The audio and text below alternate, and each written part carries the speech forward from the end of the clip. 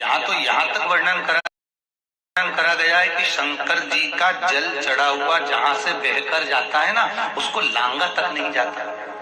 यहाँ लांगते हैं क्या? नहीं ना, परिक्रमा भी करेंगे तो वहीं से लौट कर वापिस कर जाएंगे। शिव जी का जहां से जल बहकर जा रहा हो, चढ़ा हुआ जल जहां से बहकर जा रहा हो, उसको लांगा तक नहीं जाता। और कई लोग बड़े बड़े आनंद में शंकर जी पे इतनी ऊपर से जल चढ़ाएंगे तो वो छींटे पूरे अपने ऊपर आना चाहिए, शरीर पर आना चाहिए। नहीं, उसका दोष है महाराज, उसका दोष है।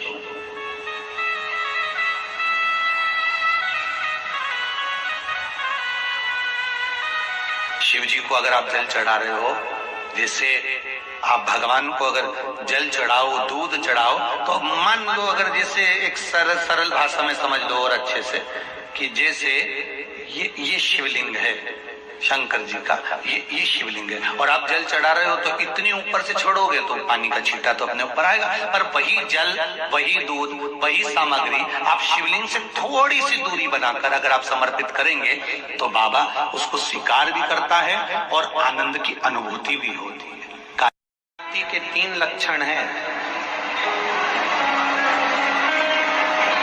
अब इन 3 लक्षण में से आप कितने भाग्यवान हैं वो आपको समझ में आना चाहिए।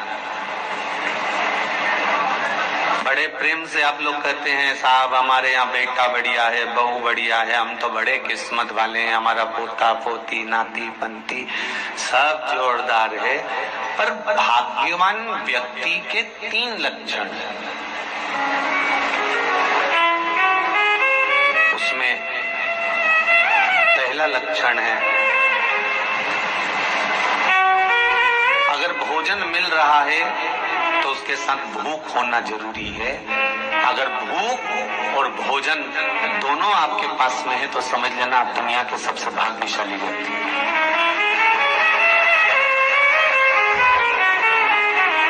भोजन की थाली में सादी रोटी, मिस्सी रोटी, पराठा, बाटी, चूरमा, कढ़ी, चावल सब रखा हुआ है, और इतना सुबह से कुछ भी नहीं खाया, उसके बाद भी आपको भूख नहीं है, तो फिर समझ लो शरीर में कष्ट है, कुछ टेंशन है, कुछ जीवन में पाने की और कमी रह गई है, इसलिए ये भोजन अब भा नहीं रहा, भूख नहीं लग रही। मेरे को इतना व्यस्त हूं मैं, इतना बिजी हूं मैं कि मुझे भूख नहीं लग रही। भोजन के साथ यदि भूख है तो समझ लेना कि दुनिया के सबसे ज्यादा भाग्यशाली व्यक्ति आप हो। आस्था चैनल पर जितने सुन रहे हो, फेसबुक यूट्यूब पर सुन रहे हो, सब ध्यान से सुनना।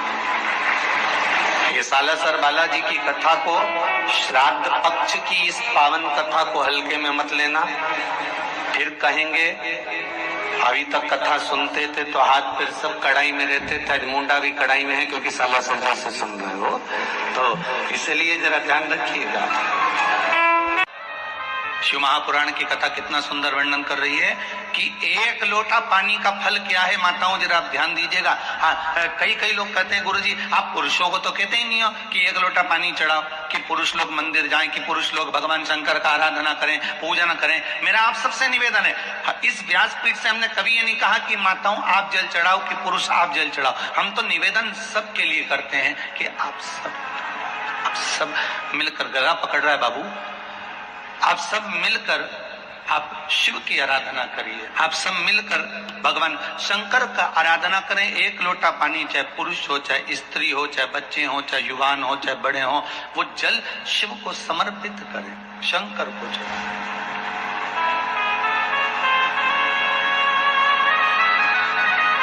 शिव को जल समर्पित करो।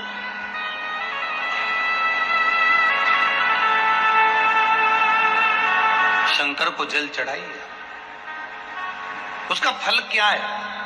महाराज शिव जी की कुछ चीजें बड़ी प्रिय है। एक भस्म का त्रिपुंड, एक गले में रुद्राक्ष की, जम के बोलिए, माला, और अगर रुद्राक्ष की माला नहीं भी हो तो 1 रुद्राक्ष आपके गले में हो, 1 रुद्राक्ष।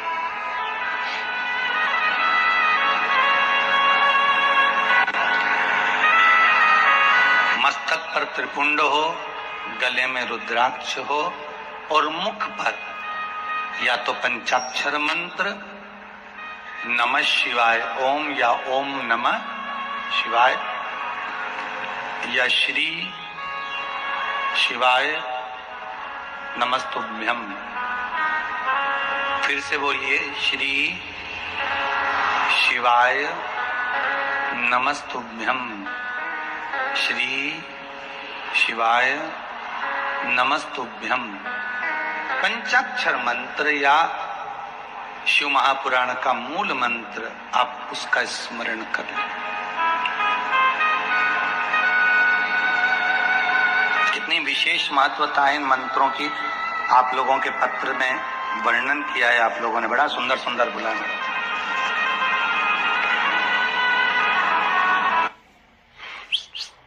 पत्री के पौधे में, उस बिलपत्री के वृक्ष में जो बेल लगा हुआ है, जो फल लगा हुआ है, उस फल की मुझे महत्वता श्रवण करना। लिंग पुराण कहती है, महाराज जो बच्चा हकलाता हो, अर्थात बोलते बोलते अटक जाता हो या वाणी हकला रही हो, तो शास्त्र कहता है कि बेल का जो फल होता है, उस बेल के फल को धीरे से फोड़कर ऊपर से चक्कू से उसको साफ कर कर अंदर से पूरे उसका जो गुर्दा है बेल के फल का, उसको निकाल लीजिए।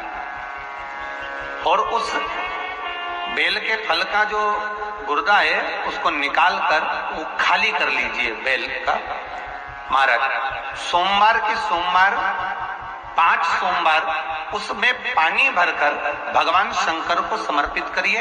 एक पात्र, शिवलिंग में से जो जल नीचे गिरे उसके उधर पात्र को लगा लीजिए। महाराज समर्पित कर कर जल को झेल कर ले आइए। जो व्यक्ति वाणी से हकला रहा हो उस व्यक्ति को वो जल भगवान शंकर का जो शिव महापुराण का मूल मंत्र है, श्री शिवाय नमस्तुभ्यम, उस मंत्र का जाप कराकर धीरे धीरे बुलवाते हुए उस पानी को पिलाना प्रारंभ कर दीजिए। केवल सोमवार को ही करना है और सोमवार को ही पिलाना, इसके सिवाय नहीं करना।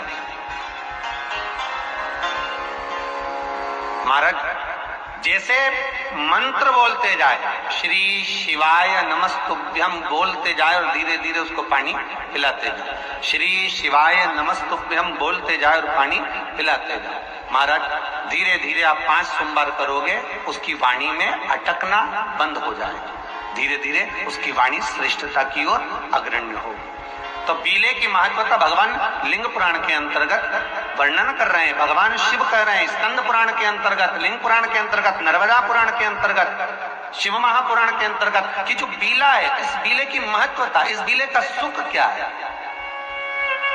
तो क्या कहा महाराज जी, भगवान शिव कहते हैं, हरि पार्वती 1000 अश्वमेध यज्ञ में अग्नि कुंड के अंदर पूर्ण आहुति पर जो गोला समर्पित किया जाता है और एक बेल, एक बीला बैसाख महीने में जो मुझे समर्पित कर देता है, उसको 1000 अश्वमेध यज्ञ का पुण्य फल प्राप्त हो जाता है। आंख का पुष्प, जो आंकड़े का पुष्प होता है, शंकर को बड़ा प्रिय है। और दूसरे नंबर पर शंकर को प्रिय है शमी का पुष्प, बहुत ध्यान देना महाराज। तीसरे नंबर पर शंकर को प्रिय है महाराज सरसों का पुष्प। सरसों होती है ना, जो राई अपन बोते हैं, सरसों बोते, उसमें पीले कलर का जो पुष्प लगता है। हमारा तो निवेदन रहता है जब तक सरसों आए तो प्रयास करा करो कि सरसों के 108 पुष्प शंकर भगवान पर चढ़ाना प्रारंभ कर दो। महाराज ये पक्का है कि वर्ष भर कोई बड़ी बीमारी आपको घेर नहीं सकती अगर सरसों के फूल शिव को चढ़ रहे हैं तो। और प्रयास करना कि सरसों का जो पुष्प होता है, सरसों का जो फूल होता है महाराज, अगर कोई व्यक्ति को किडनी या लीवर से जुड़ी हुई कोई तकलीफ होती है या किसी व्यक्ति का एक्सीडेंट हो गया होता है और उसका कोई अंग रह गया हो, कोई शरीर का कोई भाग रह गया और वो काम नहीं कर रहा हो, जैसे किसी के पांव रह जाते हैं एक्सीडेंट के बाद, किसी का हाथ रह जाता है या